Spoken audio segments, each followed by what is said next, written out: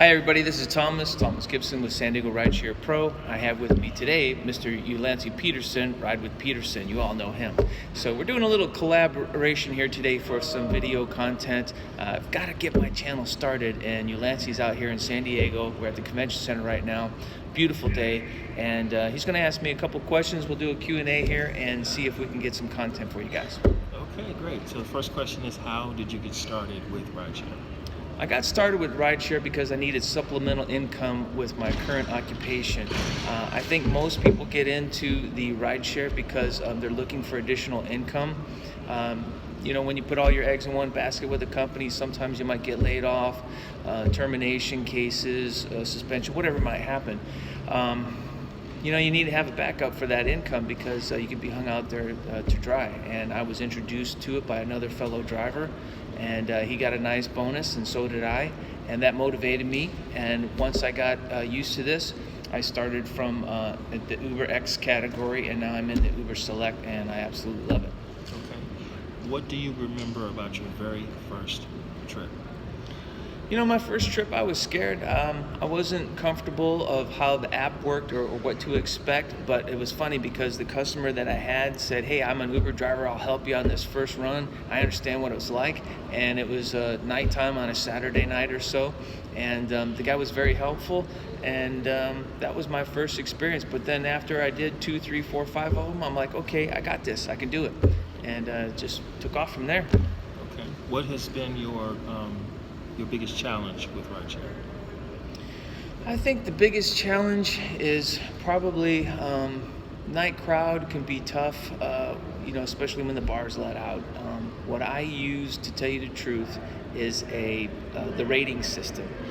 Now, when it comes to around 12 o'clock or when the bars close at 1:30 here in San Diego, I look at the customer rating and where I'm picking them up. Now, obviously, it's probably going to be a bar or restaurant, but those are indicators of what I think a client's going to be like. It's not 100% accurate, but it helps out a lot.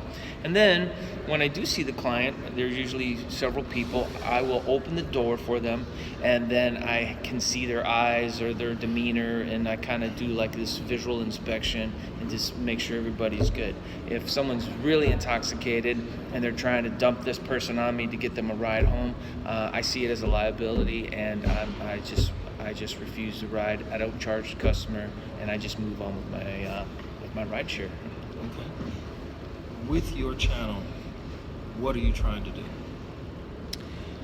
My YouTube channel is to help promote how people can make money in this industry. It's tough right now, and I can tell you that Select helps out a lot. I take a lot of X rides, but even still, you know, we get those unicorn rides, and a Select ride helps out a lot. It might be 2 or 3 times what an X ride would be.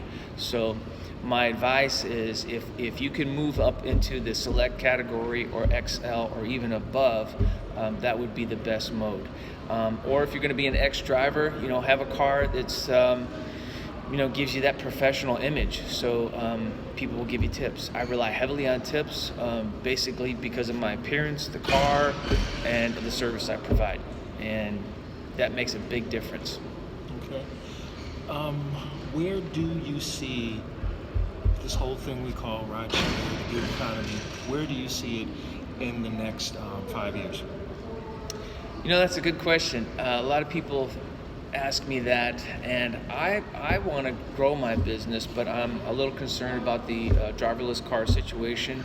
I'm told it's not going to be around for any time soon, but yet when you talk to people that is in that type of field, you know, they're talking like 2, 3, 4, 5 years. But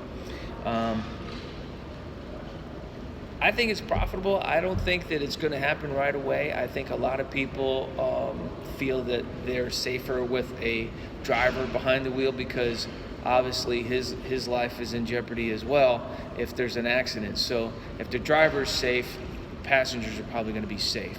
If it's a driverless car, it could crash into a wall or something by mistake, and that could be tragic. So I think people aren't ready for driverless cars right now.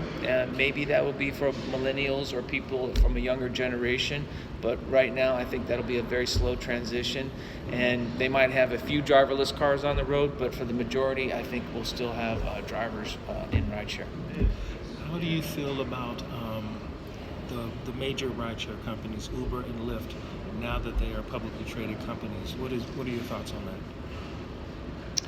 Well, I think that the IPO brought in a lot of money, and I think that they were hoping that that was going to promote the driverless car program. I don't think they got the money that they wanted, and I think that's just going to delay the whole process. And I think that the drivers with protests and strikes kind of prompted that.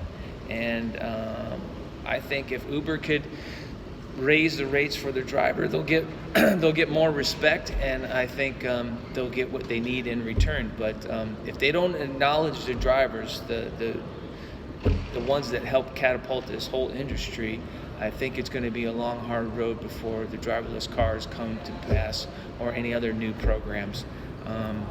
They have other levers to pull. They've got the scooters and Uber Eats and a lot of different things, but the drivers are what really built this company, and I think they need to acknowledge that. I really do.